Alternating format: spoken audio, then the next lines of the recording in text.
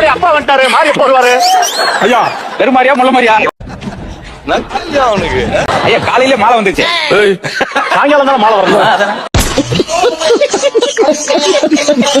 எதுடா பணத்தை எடுக்கிற? யாரு பையில இருந்து யாரா பணத்தை எடுக்கிறது? பணத்தை எடுக்கல, பணத்தை எடுக்கல. என்னடா தேவையில்லாம சீன் ஆயிட போகிற. வர்ற மாதிரி